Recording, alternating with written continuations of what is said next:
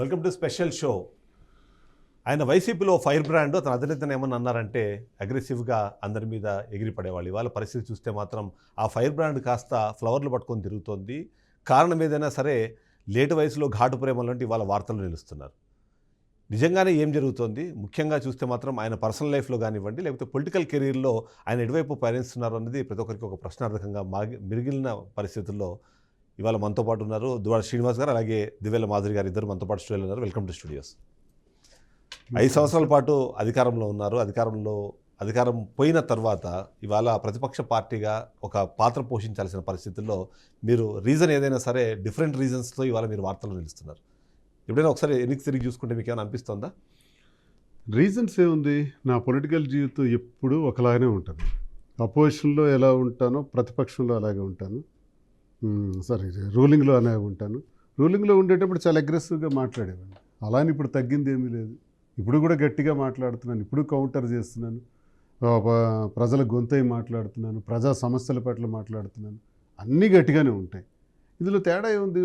ఇకపోతే పర్సనల్ ఇష్యూకి పొలిటికల్కి సంబంధం ఏముంటుందండి? ఏమీ ఉండదు. అది మా వ్యక్తిగత సంబంధం.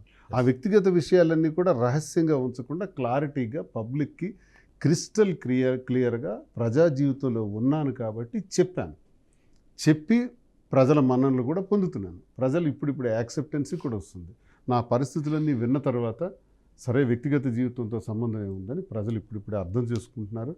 ఇప్పుడు మాకున్నటువంటి పబ్లిక్లోకి మేము వెళ్ళేటప్పుడు ఆ ఫాలోవర్స్ కానీ, రిసీవింగ్ కానీ, మీదొక్క సెల్ఫీ కావాలని ఒక ఫోటో అడిగి తీరు కానీ, ఇలా ప్రతిదీ కూడా గమనిస్తే ప్రజల్లో మాకు చాలా పాజిటివిటీ పికప్ అయిందండి. ఎందుకంటే మేము స్వార్థంతో చేసింది ఏది కాదు. పరిస్థితులు, ప్రభావాలు బట్టి మేము తీసుకున్నటువంటి నిర్ణయాలు, ఆ పరిస్థితులకి, ఆ ప్రభావాలకి మా వ్యక్తిగత జీవితానికి, రాజకీయ జీవితానికి సంబంధం లేదు. దువ్వాడ శ్రీనివాస్ ఎప్పుడు ఫైర్ బ్రాండే.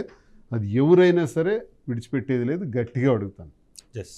అయితే మాధురి గారు, ఇక్కడ నేను ఇంట్రోలో చెప్పినట్టుగా నిజంగానే ఫైర్ బ్రాండ్గా ఉన్న వ్యక్తిని వాళ్ళు నిజంగానే ఫ్లవర్లు పట్టుకొని తిప్పేలాగా చేసింది కారణం అయితే మీరు అనేది వినిపిస్తుంది సార్. బట్ అంతకన్నా చాలా కీలకమైన అంశము, మీరు ఒక పొలిటికల్ ఆస్పిరేషన్స్తో ఇక్కడికి వచ్చారు. కానీ ఇవాళ అగైన్ మళ్ళీ మీరు కూడా న్యూస్లో ఉంటున్నారు. కానీ బట్ మీ పొలిటికల్ యాక్టివిటీస్ కాకుండా మిగిలిన యాక్టివిటీస్ కోసం మీరు ఇవాళ వార్తలు నిలుస్తున్న నేపథ్యం ఒకవేళ చూస్తే మీకు ఏమైనా అనిపిస్తుందా? మిగిలిన యాక్టివిటీస్ అంటే నేను పొలిటికల్ యాక్టివిటీస్లో ఉంటూనే మిగిలిన యాక్టివిటీస్ కూడా చేస్తున్నాను. ఏ రోజు కూడా మా పొలిటికల్ యాక్టివిటీస్ని మేము పక్కన పెట్టలేదు. రెండు బ్యాలెన్స్ చేసుకోగల కెపాసిటీ మాకు ఉంది కాబట్టి రెండు బ్యాలెన్స్ చేసుకొని మా లైఫ్ని మేమైతే కొనసాగిస్తున్నాం. ఓకే. అంటే మీరు ఇవాళ ఏదైనా ఒక ఆందోళన చేసో, లేకపోతే ఒక రాస్తా రోకోనో, లేకపోతే ప్రభుత్వానికి వ్యతిరేకంగా మాట్లాడాల్సిన పరిస్థితి కన్నా, అంటే ఆ వీడియోస్ కన్నా ఎక్కువ మీరు మీ పర్సనల్ లైఫ్కి సంబంధించిన అవసరం ఉంది అంటే మేము ఆందోళన చేయడానికి రెడీగా ఉన్నాం. అవసరం లేకుండా ఆందోళన ఎక్కడ ఏ రోడ్ల మీద వెళ్ళి చేయాలి? మా పీపుల్కి, మా ప్రజలకి, మా కార్యకర్తలకి మేము ఆందోళన చేయాల్సిన అవసరం ఉంది అన్న మరుసటి క్షణం దువ్వాడ శ్రీనివాస్ అక్కడే ప్రజల దగ్గర ఉంటాడు. దువ్వాడ శ్రీనివాస్తో పాటు మాధురి కూడా అక్కడే ఉండి అతను సపోర్ట్ చేస్తూ ఏ కార్యక్రమాన్ని చేపడతాం. మా ప్రజలకు అవసరం ఉందంటే మేము అక్కడే ఉంటాం. సో మా పర్సనల్ లైఫ్ని ఏంటి, పొలిటీషియన్స్కి పర్సనల్ లైఫ్ ఉండకూడదా? బిజినెస్ మ్యాన్కి పర్సనల్ లైఫ్ ఉండకూడదు? ఎవరి పర్సనల్ లైఫ్ వేరు, పొలిటికల్ లైఫ్ వేరు. మా పొలిటికల్ లైఫ్ వేరు, మా పర్సనల్ లైఫ్ వేరు. మా పర్సనల్ లైఫ్ కొంచెం టైం ఉంది కాబట్టి మా పర్సనల్ లైఫ్ మేము ఇప్పుడు ఎంజాయ్ చేస్తున్నాం.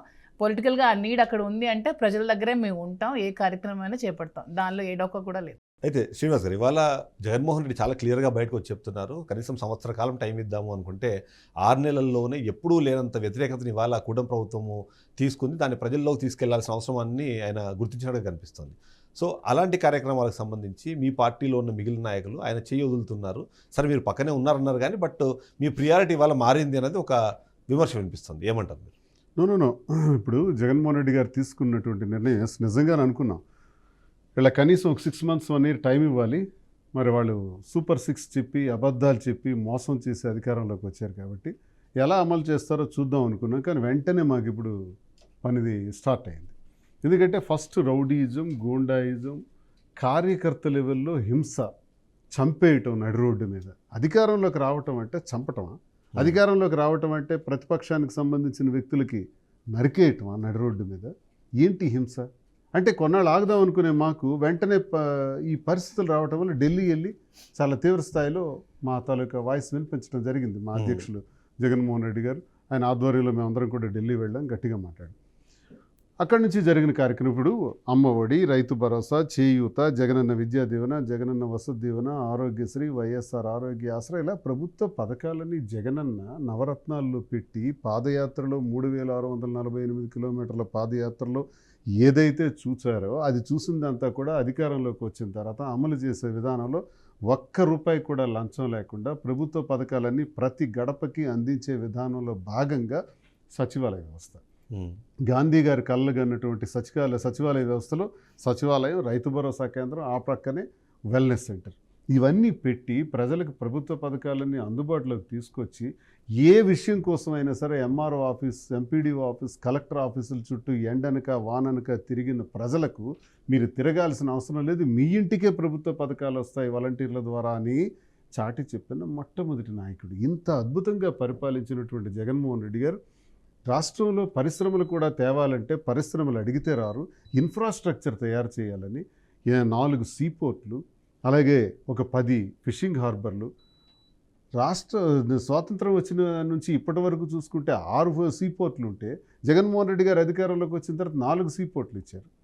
అవి కూడా 80% పూర్తి చేసి ఒకటి ఓపెన్ చేసేసి ఈ స్థాయికి తీసుకొచ్చారు. ఎందుకు సీపోర్ట్లు ఇచ్చారంటే ఒక్కో సీపోర్ట్ ద్వారా 20 నుంచి 25 వేల కోట్ల టర్న్ ఓవర్ అవుతుంది.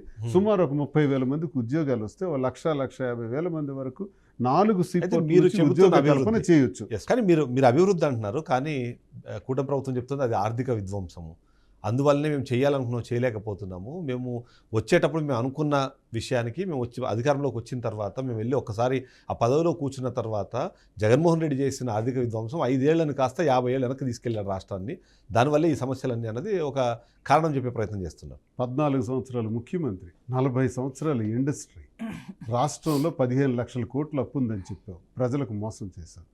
నీ ప్రభుత్వం వచ్చిన తర్వాత గవర్నర్ గారి చేత 10 లక్షల కోట్ల అప్పు ఉందని చదివించావు, 5 లక్షల కోట్లు తగ్గించావు. మరి బడ్జెట్ పుస్తకాల్లో చూస్తే మొన్న జరిగిన పుస్తకాల్లో చూస్తే 6,42,000 కోట్ల అప్పు ఉంది.